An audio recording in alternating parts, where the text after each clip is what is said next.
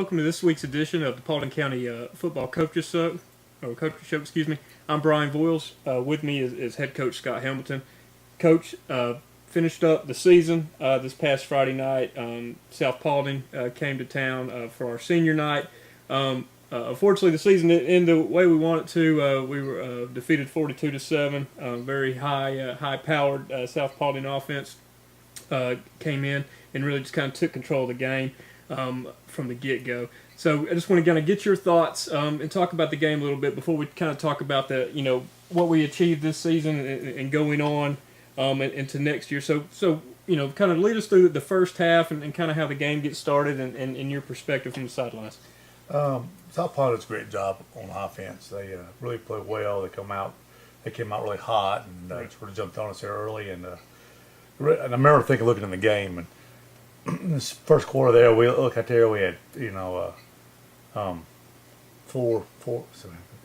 five sophomores on offense, 3 on defense, and a freshman on defense. Very young. Yes, and I remember going back to, I call it the rule of sophomore. Coach Dorsey, my high school coach, said for every sophomore you start, you better, you're going to expect a loss just because of they're going to make sophomore mistakes. Right. And that was sort of the case at times, especially, because we got some injuries there late in the year. Right. Wasn't sure Thomas is going to be able to play. Lost to one of the junior office lineman, Keelan Johnson, with a pretty bad shoulder injury in the second quarter. And some other injuries that we had, as the year went on. And, those sophomores stepping out, and they're going to be really good players. But when you're a sophomore, you're going to do, things that are, like I said, sophomore is the best way to describe it, and that's what they did. But I really think that when you learn something from Raven Teague, one of my guys I work for at Carrollton, he always said you always want to build a program over a team, and I could see where that team is coming together. Even granted, the score wasn't anything we wanted, but the game was obviously a little disappointing. But I thought our kids played really hard. Did achieve some goals. Thomas C is the first 1,000-yard rusher in the last 8 years at Paulding County High School, which is a big deal. I think Antonio Golden had a really good season.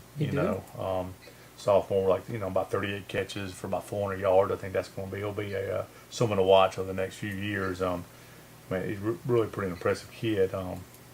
But some of the other kids did some good things. Malik Rush, Bailey Johnson had a very solid game at quarterback. So I think granted, the game that go I want to is sometimes you ask your kids are doing what you ask them to, or trying to do what you ask them to do, and playing hard. And that's, as a coach, if that's what's happening, then that's what you have to worry about. And I think that happened Friday night. I think sometimes we're just you get beat by kids that are sometimes a little better than you, and Chandler Burke and their tailback, I forget his name, number 2 is or number 7. I'm sorry, they're a very, very good football player. There's a reason why they're getting Division I offers. Right. You're a good football player.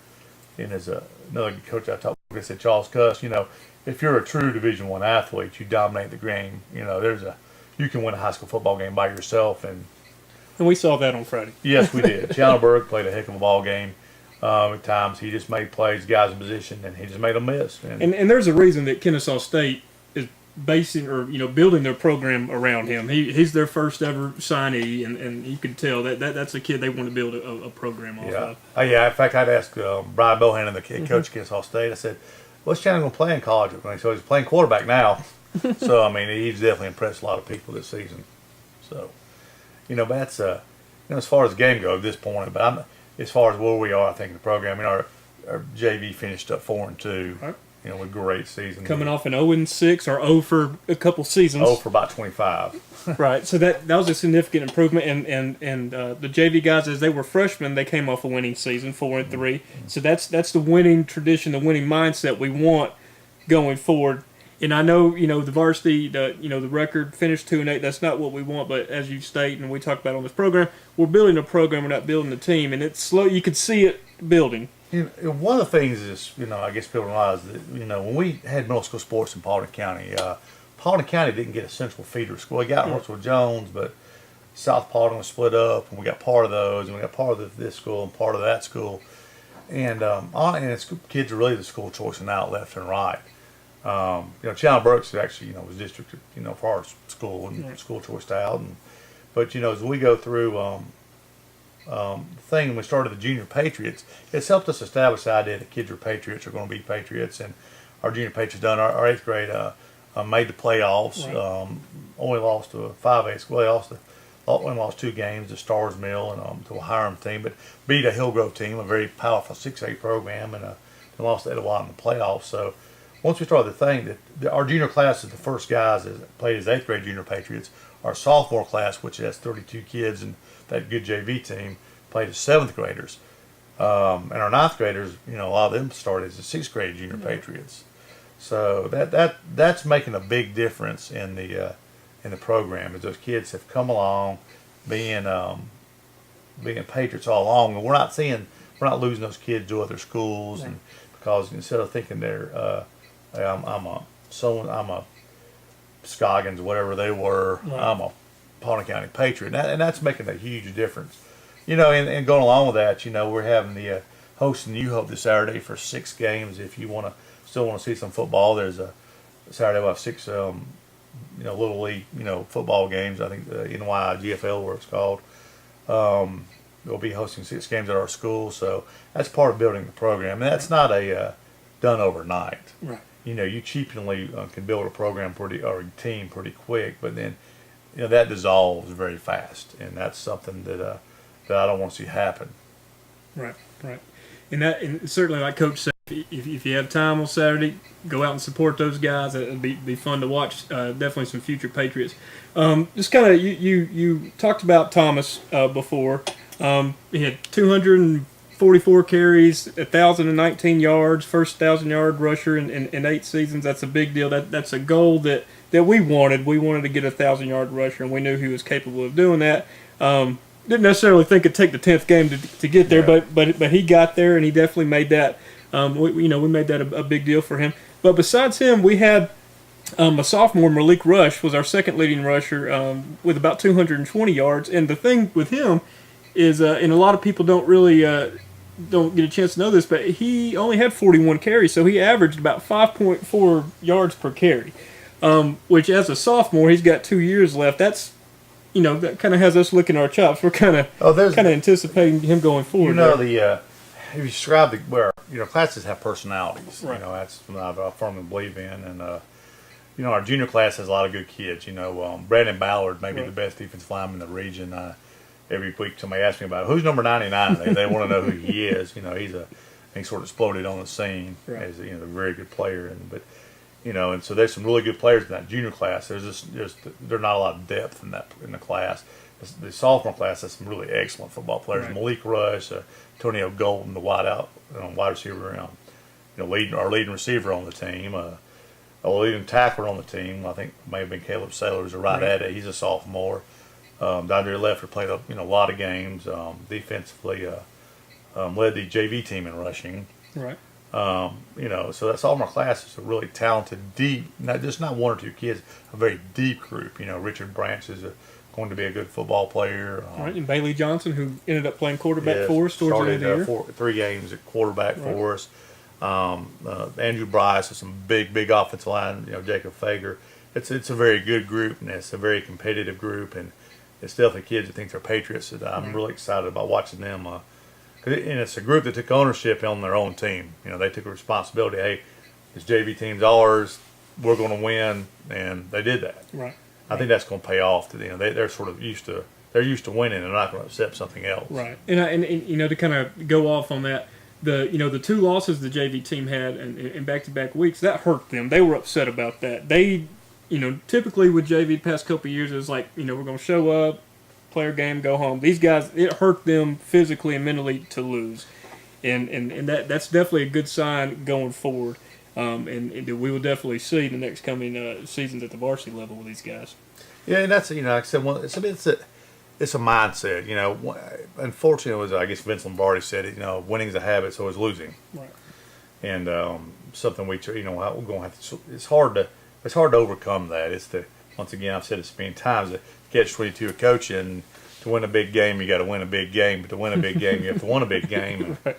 It's like what first comes, the chicken or the egg, and it takes a while. And granted, I'm competitive. You're competitive. Right. Some of those games really hurt this year. Right. This season hurt.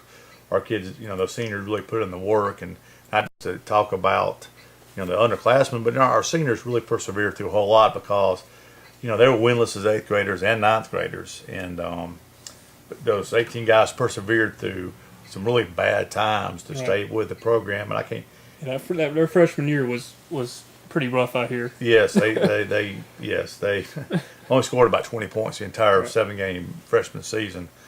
It was bad for them. They got really beat really badly. But kids like Corn Jujinski played quarterback and took a lot of flack. I told him the other day I really respect him as a person, though. There's a lot of days on Saturdays I go, I don't know if Corn's going to be here Monday, and then he'd show up and never a smile on his face and put his cap on and worked, and he's going to be successful. And I have no doubt in my mind in 10 years when I see Corn, a 20-year-old man, that he'll be making good money and have a family and being very successful. Right. Same thing goes with Blake Chafin or Justin Naylor. They're great people. They're the reasons why when I decided to apply for a job, they were all the reasons why I did, because they're just such good kids and such good humans. You want to be around them. Right, and after the game, obviously the guys you mentioned, and the other seniors, they didn't want to leave the field. They were on the field, kind of tearing up a little bit, and each one of them, as they came up to me, gave me a hug, and I told each one of them, I said, hey, we coach because of kids like you. Just being around you makes us, better people. And I think you can say that about every single one of those seniors. Like Trevor Blacksmith helps coach the 7th grade. Right. And, it only goes. It's hard just to mention one or two of them because they're all Joey Walraven. Right. They're Dylan Peoples, and you miss those guys because of their personalities. As I told them, and one thing I told them is Paulding County, is going to be successful, but people may think, well, it's the next year's team that did it. No, it's those seniors that they know that, because those guys showed up, got kids to work, and our juniors are as strong as our seniors because they didn't get to lift as freshmen. Our seniors didn't, but those seniors push those juniors to get stronger, to work hard. They didn't let those guys slack off. And I think that's going to really pay off in the future for our program because of the leadership. Those kids showed up, and I have no doubt that those kids will be successful in life. And a couple of them next week, they're playing in an all-star game here, the Northwest Georgia all-star game over at McEachern. 4 or 5 of our guys, Nick Miller, Blake Chafin. Unfortunately, we had one of our seniors get hurt that last game. Tyler Rozier had a broken fibula, which was a pretty bad injury on the field. And then that's one thing. You talk about the emotions of coaching before the game. Ty's teared up before the game, and it's very, very emotional as a coach. It's like I said, your kid gets hurt. It's horrible to see. Right, he's a senior, goes through the whole season, gets hurt in a just random random accident or just random injury in practice, and has to miss senior night. So and that's Ty's one of those seniors again. It's just a great person, and we definitely hate that for him. And kind of talking about seniors and some kind of the achievements we had. Me being a special teams guy, I always kind of want to highlight the kickers because they don't get enough love. But you've told me many times. Even when we first met and we talked about, me getting involved in helping with the kicking game, that kicking field goals was a fiasco. It was dangerous. With field goals and extra points combined, we were 16 for 20 this year. Well, that's a huge turnaround from where we were. And Coach Voyles, you've done a great job. It's not only that we kick JV extra points too, with Ben Butler and Cade Fairfax. Yes, Cade, and then of course Zach Kudwai has grown up so much. You can see his growth. I saw him and I said, that guy's never going to be able to kick because he would get so physically nervous. I could see him shaking before he kicked. I was like, he's never going to kick ever. I mean, he's going to I was worried he's going to have a heart attack or hyperventilate. And he got, and he became a really, good kicker. We got an onside kick this year and it was all him. And we jumped offside, we would have had one Friday. I mean, he could kick the ball he wanted to, and he's just such a great kid. Eagle Scout. You can, when you're an Eagle Scout, you just. It says a lot about you as a person. Well, from when you coach specialists, you want somebody like Zach Kudwa, who is a self-motivator. As a coach, I just have to give him very minimal instructions, and he will outwork everybody and do what he's supposed to do. So he's just one of those kids that came in, didn't have the most talent to start with, but just worked harder than everybody and went to camps, things like that. So he definitely became a weapon for us in the kicking game. So we knew we have an opportunity to kick some in college, at small college level. Because once again, though, one thing our senior class, we probably have about we have 18 seniors. I bet 14 of them have a 3.0 or better. Right. You know, that says a lot about the kids. Right, and that's for those who have aspirations of playing football in college, that's definitely something that schools take a look at. Some of those guys get to play a chance to play in college because you can't. The GPA is a big deal. Right. And staying with the kicking thing, which I'm enjoying, is Dylan Peoples, who all summer not involved in the kicking program. He's just an athlete. He's an outside linebacker. Began the season, had some uncertainty in the punting game. Gave him a shot, and he really turned into a weapon of a punter. He punted 37 times, averaged 35.5 yards a punt, had 8 inside the 20, down inside the 20. That's a weapon, and there's some guys that train for a long time and are natural kickers, so to speak, that would love to have those numbers. So that just shows how much he meant to us. I think Dylan and Zach from last year put the pressure on you to have another kicker next year that can punt the ball. But like I said, yes, I never had to worry about it, and he never. And Dylan Peoples was one of those kids that never matter what was going on in the game, he was able to kick it because he was such a competitor. And once again, and you realize that Dylan has like a 3.9 and ranked in the top like 18 in class. I think he may have the highest GPA on the team actually. Right. So once again, it's another kid we talked about who's really went out there and did what we asked him to do. And in our senior class, sometime we talked about that. They had a bunch of kids transfer out. Probably all 70 kids at South Paulding High School in that freshman year. They've been given a very hard task through their high school career, but they never complained about it. They always showed up. They always worked. I just can't say enough about them. Well, that's what you want a Paulding County Patriot to be, is these guys that are seniors. Like you're saying, they work hard. They do what they've been asked to do. They don't complain, and they are what we want a Patriot to be. So we definitely will miss them. When Blake Chapin told me the first football game I think he won at home was we beat North Paulding his sophomore year, and upset them that he was like, he was so excited because I didn't think about it, but he hadn't won a football game in like 3 years. Right. That to him that was amazing. Right. But 3 years had not won. I was like, you didn't want to middle school? He said, no, sir. I said, wow, or ninth grade? He said, no. So that's to go through that and keep working. That says a lot about you. Right. That perseverance makes you a winner, maybe on the field, but it does in life, in my book. So. Right. All right. So what? So season's over. We got our banquet coming up. End of the season banquet. So kind of tell everybody what our off-season plans are after Thanksgiving and Christmas. When we're going to get started. 2 is one. We got a much to Coach Black's this May. We're selling Christmas trees. So if you need a Christmas tree, come buy one at Paulding County High School. Price will be nicer. It's a tax deduction. Great trees, very fresh, we're off the farm. Start selling those the Saturday after Thanksgiving. Also selling turkey sale if you want to contact the school to buy some turkeys. And the big thing now is we spend like a week getting like this week as a head coach really is harder on me than the rest of the season.